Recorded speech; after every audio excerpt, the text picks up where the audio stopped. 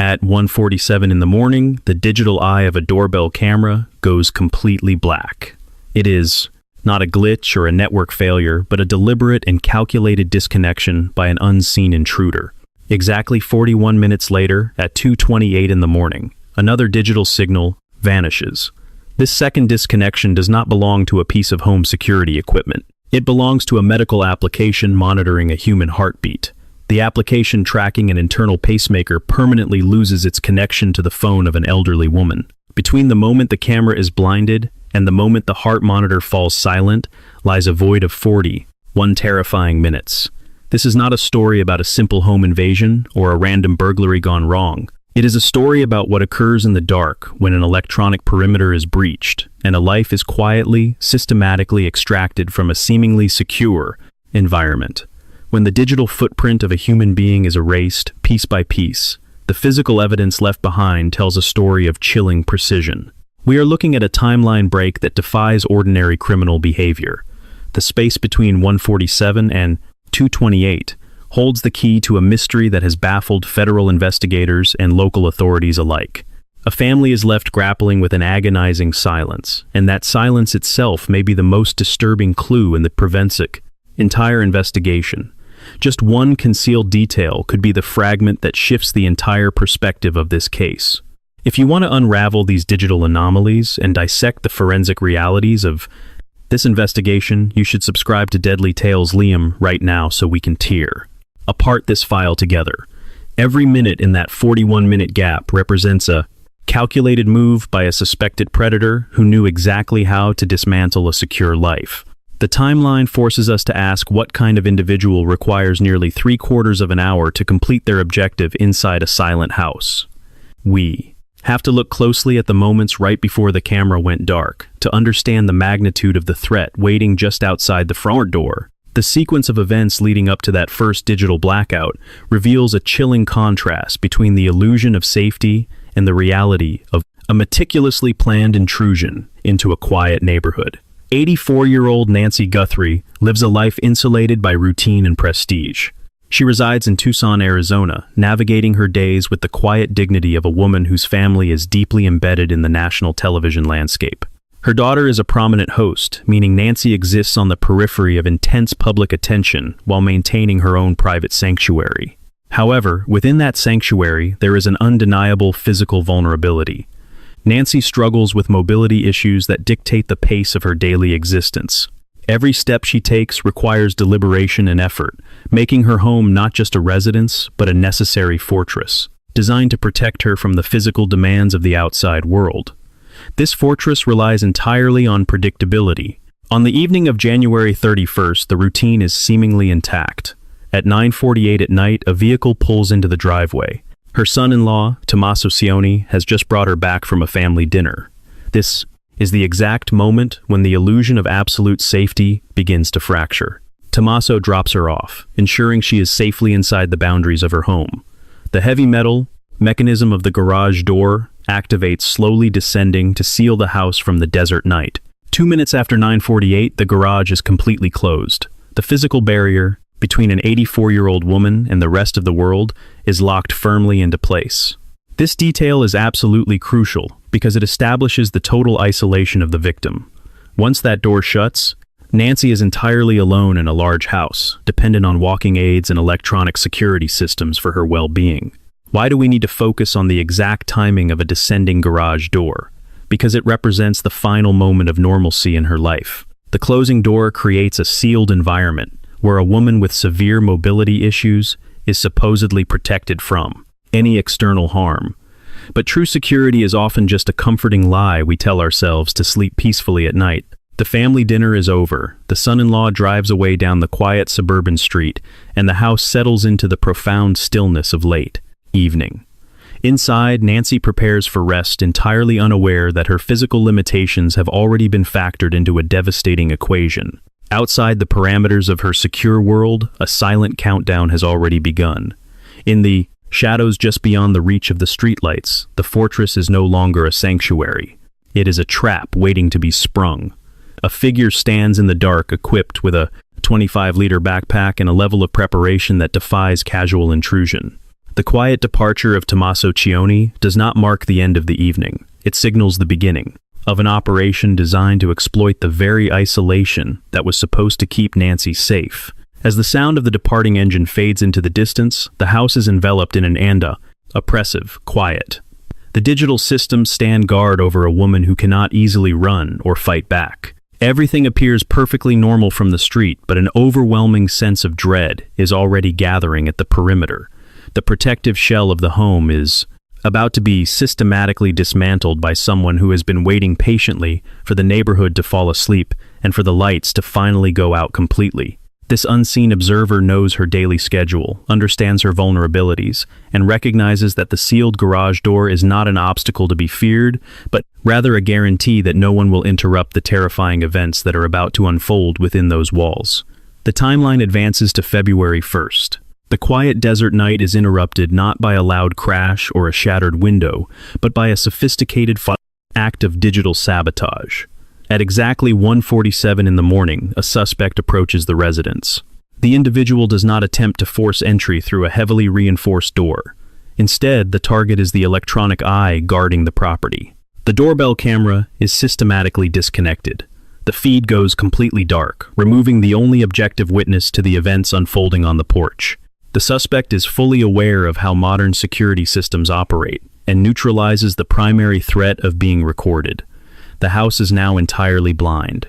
The perpetrator has effectively plunged the property into a surveillance blackout, granting themselves unrestricted access to the perimeter without leaving a continuous digital trail. The true horror of this moment lies in its silence. There are no alarms blaring into the night to wake the neighbors. There is no desperate call for help from an elderly woman who is suddenly confronted with a masked intruder. There is only the clinical, calculated severing of a camera feed. The rest of the morning passes without any external signs of distress. The sun rises over Tucson, painting the desert landscape in bright daylight. The neighborhood begins its typical Sunday routine, completely oblivious to the nightmare that has taken place behind the walls of the home of Nancy Guthrie. It is not until 12:15 in the afternoon that the silence is finally broken by outside intervention. Family members realize Nancy has failed to arrive for her scheduled Sunday church service. This absence is highly uncharacteristic for a woman whose life is built on reliable routines. A missed church service quickly escalates from a minor concern to a frantic request for a welfare check. Local police officers are dispatched to the residence, arriving shortly after 12:15. They pull up to the house, expecting a routine medical call. Perhaps an elderly resident suffered a fall or a sudden health crisis. The officers approach the front door with the calm demeanor of professionals responding to a common emergency involving a senior citizen living alone. But as they cross the threshold of the home, the atmosphere shifts drastically. The officers step inside to perform their standard checks, calling out for Nancy and looking for any signs of medical distress. They navigate the hallways and rooms expecting to find a woman needing an ambulance. Instead, they are met with a scene that immediately halts any assumptions of a simple accident. The stillness inside the house is unnatural. The officers realize very quickly that they are no longer conducting a welfare check on a vulnerable woman. They are standing inside a contaminated environment that requires an entirely different protocol. The situation demands immediate escalation. The local officers must secure the perimeter and call for backup because the physical environment tells a story of extreme violence. The transition from a quiet Sunday morning concern to a major federal incident happens in the span of a few horrifying seconds. The house, which was supposed to be a fortress of solitude and comfort, has been transformed into a primary location for a massive forensic investigation. The officers do not find Nancy Guthrie resting in her bed or recovering from a fall in the hallway. They find an empty house that screams of a violent extraction. The pristine surface of her daily life has been violently peeled back to reveal a reality that nobody in her family could have ever anticipated. They arrived expecting to offer medical assistance, but they must now preserve a location where a highly organized and ruthless individual executed a flawless abduction, right under the nose of a sophisticated security system. The officers draw their weapons and clear the remaining rooms, but the search yields nothing but chilling silence. The elderly woman is gone, and the only thing remaining in her place is a series of questions that will soon consume the attention of the entire country.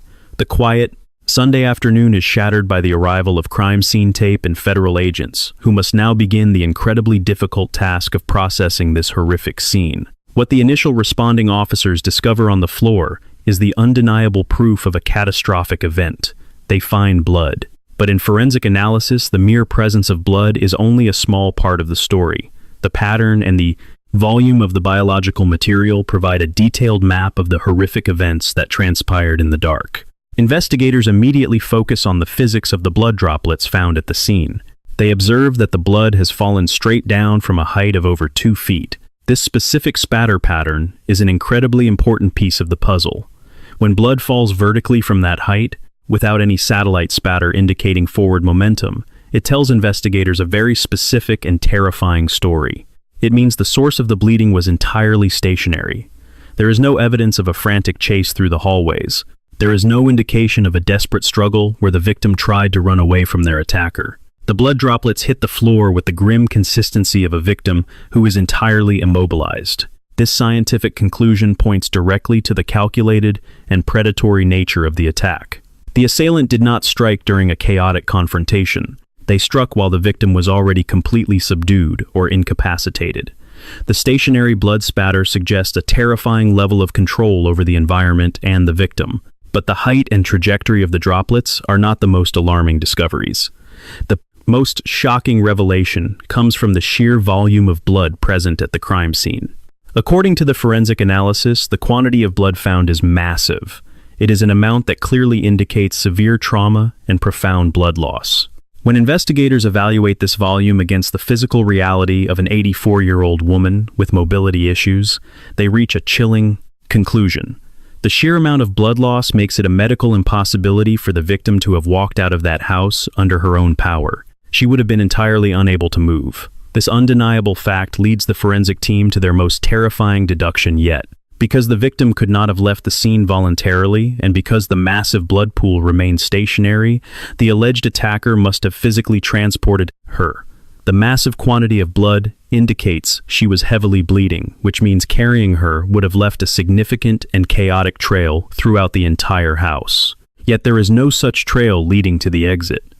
This lack of secondary evidence suggests that the attacker meticulously wrapped the heavily bleeding victim inside something large enough and thick enough to completely contain the biological evidence. They then carried an 84-year-old woman out of her home into the night. This is not a sloppy crime of passion. It is a forensic masterpiece of concealment. The suspected attacker managed to inflict massive trauma, wrap the victim, and physically carry her body out of the residence without leaving a trailing blood path for the investigators to follow. The level of physical strength, logistical preparation, and cold-blooded execution required to perform such a task is staggering. The perpetrator turned a chaotic and bloody crime scene into a contained extraction. The evidence paints a picture of a hunter who knew exactly how to manage catastrophic bleeding and transport a human being without leaving external clues. How did an unknown assailant manage to carry an 84-year-old woman out of her home without leaving a single trace of evidence outside the initial point of attack? The reality is that this was not a spontaneous act of violence, but a heavily orchestrated operation designed to vanish a human being completely. The absolute lack of transfer evidence on the door frames or the patio indicates a level of physical containment that baffles seasoned investigators. Someone executed a perfect physical removal under the cover of darkness. You have to. Ask yourself if you think this alleged attacker is someone who knew her personally, or a professional hunter hired for a specific job, so let me know your theory in the comments below, and remember to subscribe to the channel for more deep dives into this mystery. Because the physical evidence is completely trapped within that stationary pool of blood, the investigation must immediately pivot back to the digital realm. Federal agents understand that physical forensics have hit a dead end, so they turn their full attention to the fragmented surveillance footage captured right before the doorbell camera went dark. That brief piece of video, before the lens was blinded, becomes the most scrutinized piece of media in the entire country. The footage reveals the haunting silhouette of the alleged attacker. The individual is identified as a male suspect, standing somewhere between 5 feet 9 inches and 5 feet 10 inches tall. This specific height range is determined by carefully measuring the suspect against the fixed dimensions of the doorframe visible in the background. But the physical dimensions of the suspect are overshadowed by the terrifying level of preparation visible on his person. This is not someone who grabbed a ski mask out of a closet as an afterthought. This individual is dressed for a highly technical operation. He is wearing a mask that completely obscures any identifiable facial features, leaving nothing for facial recognition software to analyze. Furthermore, the suspect is wearing 2 distinct layers of gloves. This detail cannot be overstated in its importance. 1 layer of gloves is standard for any burglar hoping to avoid leaving fingerprints. 2 layers of gloves indicate a suspect who is hyper-aware of microscopic forensic transfer. They are actively preventing even the accidental tear of a single glove from depositing a stray skin cell or a drop of sweat at the crime scene. This alleged killer has studied how criminals get caught and has engineered a wardrobe specifically designed to defeat modern crime scene investigators. On his back, the suspect is carrying a 25-liter Ozark Trail hiker pack. A 25-liter capacity is significantly large for a standard burglary. It is a piece of equipment designed to hold a substantial amount of gear. Investigators strongly suspect this backpack contained the heavy tools necessary to systematically disable the electronic security features of the home. This pack was not brought to steal jewelry. It was brought to dismantle a fortress. The most chilling moment in the recovered footage is not the approach itself, but a specific gesture the suspect makes. Just before the camera is disconnected, the masked individual stops and looks directly into the lens. It is an act of supreme arrogance. The suspect knows he is being recorded and he simply does not care. He stares into the digital eye as if acknowledging his audience before deliberately plunging the entire system into darkness. This direct eye contact confirms that the digital sabotage was not accidental or incidental. It was the very first step in a calculated timeline. The suspect is telling the authorities that he is entirely in control of the digital environment, because the physical evidence is practically non-existent, and the visual evidence only confirms the extreme competence of the attacker. The federal agents are forced into a desperate corner. They have a masked phantom who leaves no blood trail, wears 2 layers of gloves, and deliberately taunts surveillance systems. The traditional avenues of investigation are completely blocked by the flawless preparation of the suspect. The local authorities and the CAUF. Federal agents realize that if they are going to find this individual, they have to look beyond the physical boundaries of the crime scene. They must shift their entire focus toward the complex web of digital communications and financial networks. A predator this sophisticated does not just vanish into the desert without leaving some kind of electronic ripple. The investigation transforms from a search for physical clues into a massive hunt for digital breadcrumbs. And just when the fender batting, investigative team begins to believe that the suspect has completely outsmarted every system, they receive an unexpected break. It does not come from a forgotten fingerprint or a carelessly dropped weapon. It comes in the form of an anonymous, digital communication that suddenly thrusts the entire case into an even darker and more complicated territory. The alleged attacker, who was so careful to leave 0 physical trace, suddenly decides to reach out from the shadows, initiating a high-stakes game of cat and mouse that leaves the authorities scrambling to trace the untraceable.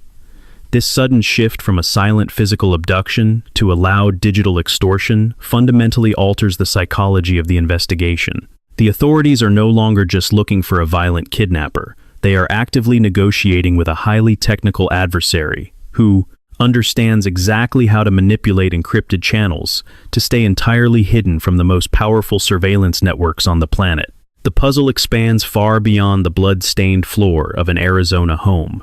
In most missing persons investigations, the immediate aftermath is characterized by noise. Relatives typically flood the airwaves, begging for the safe return of their loved one. They hold press conferences, clenching crumpled tissues while pleading directly to the captors. The strategy is to humanize the captive, hoping to appeal to whatever shred of empathy might exist in the mind of the perpetrator. But the atmospheric pressure surrounding this specific disappearance operates on an entirely different and terrifying paradigm. Instead of desperate pleas broadcasting across national syndicates, there is only a deafening and deliberate quiet. This unnatural suppression of public grief aligns directly with the emergence of highly sophisticated demands. Behind closed doors, an entirely different narrative is reportedly unfolding far away from the glaring lights of daytime television. Law enforcement sources suggest that an intricate extortion campaign was immediately initiated. According to the media outlets reviewing the alleged communications, a series of complex emails began arriving. These were not handwritten ransom notes clipped from magazines or frantic phone calls made from disposable prepaid devices. They were reportedly encrypted messages detailing astronomical demands for cryptocurrency. The alleged requests specifically targeted Bitcoin, creating a financial labyrinth designed to be completely untraceable by conventional banking authorities. This method of communication introduces a profound complication into the standard kidnapping playbook: cryptocurrency. Demands require a high degree of technical literacy, not just from the sender, but also from the recipient. The perpetrator was not simply asking for cash dropped in an alleyway. They were allegedly demanding a frictionless international transfer of decentralized wealth. When such digital ultimatums are delivered, the standard psychological profile of a home invader shatters completely. We are no longer dealing with a localized threat, but rather a transnational criminal enterprise, or an exceptionally gifted solitary actor. The introduction of Bitcoin into the equation forces federal cyber task forces to run parallel investigations alongside the physical crime scene technicians. However, the most chilling aspect of these alleged messages is not the method of payment, but the reaction they provoked. When extortion emails are sent directly to high-profile families and national news desks, the expected outcome is a media frenzy. Yet the exact opposite occurred. A massive iron curtain descended over the entire inner circle. No one stepped up to the podium to offer a reward. No one authorized the release of emotional family photographs to tug at the heartstrings of the public. The silence was absolute and unyielding. This strategic refusal to engage with the public discourse points toward a deeply disturbing complication. It suggests that the contents of those alleged encrypted emails contained leverage far more damaging than a simple threat of physical harm. You have to wonder what kind of information could force a family with immense media influence to completely abandon the most powerful tool at their disposal. Are they simply following the strict instructions of a hostage negotiator, or is there a much darker truth hiding behind their sealed lips? This silence is either a desperate shield to protect a fragile life, or a heavy blanket thrown over a secret that cannot withstand the scrutiny of a federal probe. Is this silence protecting the victim or protecting a hidden legacy? So be sure to hit the notification bell to follow this exact analysis right now. The total media blackout, orchestrated by the relatives, creates a vacuum that is immediately filled with intense speculation. Every passing day, without a public statement, amplifies the suspicion that the digital ransom notes included proof of life, or perhaps proof of something far worse. The authorities are left trying to crack cryptographic puzzles, while simultaneously managing a family that has effectively shut them out of the emotional epicenter of the crisis. This dynamic transforms a desperate search and rescue operation into a high-stakes poker game played in total darkness. The tension is no longer just about locating a missing person. It is about uncovering the invisible strings, pulling the family into absolute compliance. When a syndicate or a highly organized individual demands Bitcoin, they are counting on the victims prioritizing discretion over justice. The plotting. Perpetrators understand that wealth often comes with vulnerabilities that are easily exploited by someone willing to cross every moral boundary. By allegedly sending these digital demands, the orchestrator shifted the battleground from a physical neighborhood to the dark web, leaving traditional investigators completely paralyzed in the face of cryptographic walls and a wall of familial silence. The sheer audacity of demanding a decentralized fortune while maintaining absolute invisibility demonstrates a terrifying evolution in criminal strategy. The perpetrators are not just stealing a person, they are hijacking an entire family legacy and holding their reputation hostage alongside their flesh and blood. The sudden realization of what actually transpired during the prolonged gap in the timeline strikes with the force of a physical blow. The intricate planning required to pull off this level of coercion is truly staggering to comprehend. When you align the digital blackout with the emergence of the alleged cryptocurrency, demands a horrifying new picture begins to form. The intruder did not merely breach the residence to grab a hostage and flee into the night. That kind of chaotic smash-and-grab operation takes minutes, not almost 3/4 of an hour. The extended duration spent inside that silent house suggests an entirely different and far more sinister objective. The perpetrators stayed on the premises because they were actively establishing the terms of the extortion while the victim was still present in her own home. This means the terrifying void between the first system failure and the final medical device. Disconnection was not just a period of physical violence. It was a live negotiation session. The suspect likely used that critical window to access secure networks, gather necessary financial routing information, or perhaps even force the victim to record a compliance message under extreme duress. This revelation fundamentally changes our understanding of the crime. The attacker was incredibly comfortable remaining inside an active crime scene because they knew they held absolute leverage over the situation. The delay was a required element of the master plan. They needed that specific block of time to guarantee that the digital ransom infrastructure was perfectly operational before making their final exit. Now layer this horrific realization over the absolute silence of the family. The pieces interlock to reveal a devastating truth. The relatives are not quiet because they are frozen by grief. They are quiet because they are actively participating in an underground transaction that was initiated while the intruder was still standing in the living room. The family is trapped in a compliance loop, meticulously engineered by a predator who understood exactly how to paralyze them. The absolute refusal to speak to the press is the strongest piece of evidence we have that the alleged extortionists are currently dictating every single move the family makes. If the demands were purely financial, we might still see a public plea for mercy. But the total suppression of information implies a secondary layer of blackmail.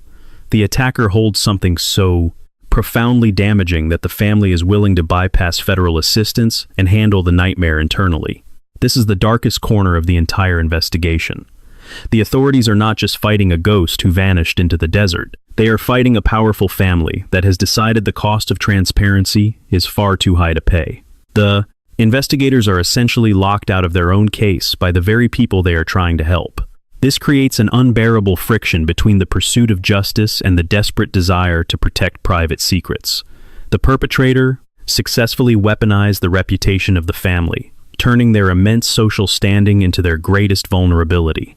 Every day that passes in silence is a victory for the captor. The lack of public outrage ensures that the investigation remains starved of crucial tips from the community. It allows the perpetrators to operate without the intense heat of national media scrutiny breathing down their necks. This was the true genius of the timeline break. The attacker used those missing minutes not just to secure a physical hostage, but to build an invisible psychological prison around everyone connected to the victim. They engineered a scenario where the family became complicit in covering up the details of the crime. When a powerful dynasty is forced into submission by an anonymous digital entity, the foundation of the entire justice system begins to crack. We are witnessing a masterclass in psychological domination, where the threat of exposure is far more terrifying than the reality of a federal manhunt. The silence is no longer just an absence of sound. It is a loud, echoing confirmation that the alleged captors are still completely in control of the narrative. The real tragedy is that the victim was abandoned twice. First, by the physical security systems that failed to protect her, and second, by a family that is too terrified of the consequences to scream for help. The realization that those quiet minutes were actually a calculated transfer of power leaves us staring into an abyss of unanswered questions. What secrets are worth protecting at the cost of a human life, and how deep does the corruption run? If you think the family knows exactly who orchestrated this nightmare, leave your theory in the comments and make sure to subscribe so we can continue uncovering the truth. As the days turn into weeks, the agonizing reality of the situation settles over the investigation like a thick, suffocating fog.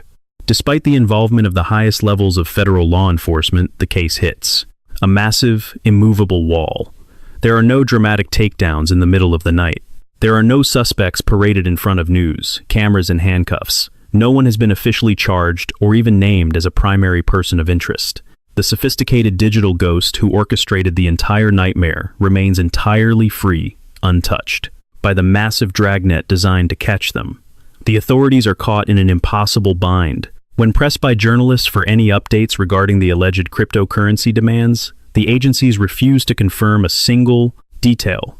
They issue carefully worded statements, citing the critical need to preserve the integrity of the ongoing investigation. This bureaucratic stonewalling is a standard operating procedure meant to protect sensitive information. But in this specific context, it only fuels the growing paranoia surrounding the case. The refusal to acknowledge the ransom details officially confirms that the threat is still active and incredibly dangerous. It is a tacit admission that the captors hold all the cards. The physical crime scene has been scrubbed clean and released back to the relatives, but the invisible crime scene, the vast dark web of encrypted transactions, remains completely impenetrable. The frustrating lack of resolution leaves a permanent scar on the community.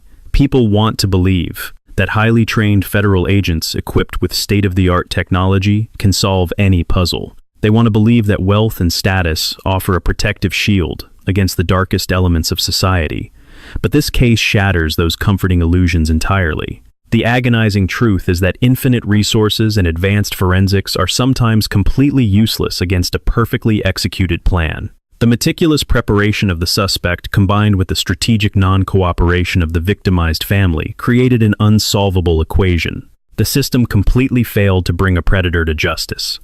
As the media slowly loses interest and moves on to the next sensational headline, the chilling finality of the situation takes hold. The physical evidence was meticulously contained and removed from the property, leaving nothing but sterile floorboards and disconnected wires.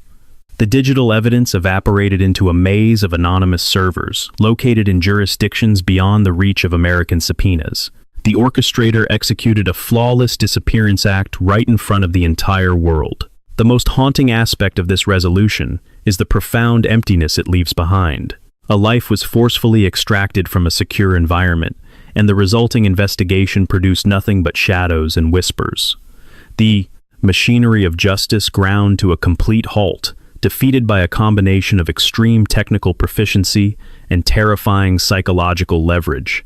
The case file remains open, but it is effectively frozen in time. The authorities continue to monitor the silent digital channels, hoping for a mistake that will likely never come. The suspect outsmarted the physical security systems, outmaneuvered the digital tracking algorithms, and successfully silenced the only people who might hold the key to the entire mystery. The crushing weight of this unresolved narrative forces us to confront the limitations of our own safety. We are left staring at a blank wall, realizing that sometimes the bad guy simply wins and walks away without leaving a trace. The community is forced to accept a terrifying new normal, where invisible threats can bypass every safeguard. The lack of closure creates an environment of perpetual anxiety, where every shadow feels like a potential threat. Neighbors who once felt secure behind their heavy doors and automated alarms now lie awake, wondering if they too are being silently evaluated by an unseen observer. This is not just an unsolved mystery, it is a lingering menace that continuously mocks the very concept of law and order. The agonizing stalemate leaves us with a profound sense of helplessness as the trail goes completely cold. When we step back to analyze the behavioral mechanics of this incident, we uncover a terrifying psychological profile defined by extreme over-preparedness. The suspect did not rely on luck or brute force. Instead, they demonstrated an obsessive commitment to risk mitigation. By deploying specialized gear designed specifically to defeat advanced countermeasures, the perpetrator exhibited a chilling understanding of forensic science. This level of meticulous planning is a massive red flag in behavioral profiling. It indicates a highly disciplined mind capable of suppressing impulse in favor of clinical execution. This case teaches us a devastating lesson about the profound illusion of digital security. We live in an era where we eagerly outsource our personal safety to smart devices. We bolt cameras to our door frames and strap biometric monitors to our bodies, trusting that these electronic sentinels will protect us from harm. But this investigation shatters that misplaced faith completely. It proves that technology is entirely neutral. It does not protect you, it merely records your circumstances. A high-definition camera cannot stop a determined intruder, and a sophisticated medical application cannot restart a failing heart. When confronted by a capable adversary, these expensive security systems are instantly reduced to passive observers. They are completely inverted from defensive tools into grim countdown clocks that merely document the exact chronological progression of a tragedy. The digital perimeter we build around ourselves provides a comforting psychological blanket, but it offers zero physical resistance against a predator who understands how to pull the plug. We must recognize that our absolute reliance on connected devices has created a critical vulnerability, fundamentally altering how we must evaluate personal Safety in the modern world. True security requires a proactive human element because relying solely on fragile electronic barriers is an invitation for disaster. As the curtain falls on this deeply unsettling narrative, the most terrifying question has absolutely nothing to do with the problem sent be: identity of the masked intruder. The true horror of this case is rooted entirely in the chilling behavior of the survivors. We have to ask ourselves what specific dark legacy or heavily hidden truth is so immensely valuable that it forces a powerful and wealthy dynasty to choose absolute silence over the safe return of their own beloved mother. What dark legacy or hidden truth is so immensely valuable that preserving it becomes more important than cooperating with a massive federal rescue operation? The answers to those questions remain locked away behind heavy doors and encrypted servers, leaving us to wonder about the monsters that hide inside pristine mansions. If you happen to notice any subtle details we might have missed during that incredibly critical window of missing time, drop your thoughts in the comments below. Subscribe to Deadly Tales Liam so you never miss an update on cases like this. I will definitely see you all in the very next investigation, where we will pry open another sealed file. Always stay entirely safe and trust absolutely nothing.